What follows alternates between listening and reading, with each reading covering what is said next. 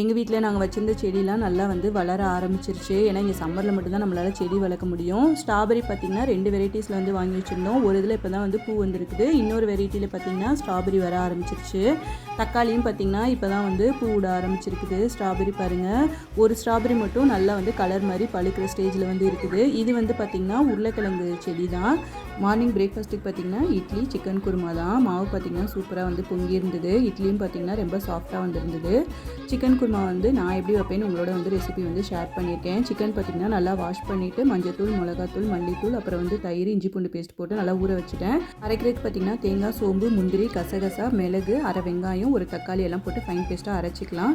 ஒரு குக்கரில் பார்த்திங்கன்னா கொஞ்சமாக எண்ணெய் ஊற்றிட்டு வெங்காயம், தக்காளி நல்லா வதங்கினதுக்கப்புறம் குழம்பு மிளகாய் தூள், அப்புறம் உப்பு போட்டுட்டு மேரினேட் பண்ணி வச்சுருக்க சிக்கன், அப்புறம் அரைச்சி வச்சுருக்க பேஸ்ட்டு எல்லாத்தையும் போட்டுட்டு குக்கரில் வந்து ஒரு 2 விசில் விட்டு எடுத்திங்கன்னா சூப்பரான குருமா ரெடி. வீடியோ பிடிச்சா லைக் பண்ணி ஷேர் பண்ணுங்கள். மறக்காமல் சப்ஸ்கிரைப் பண்ணிடுங்க. பாய்.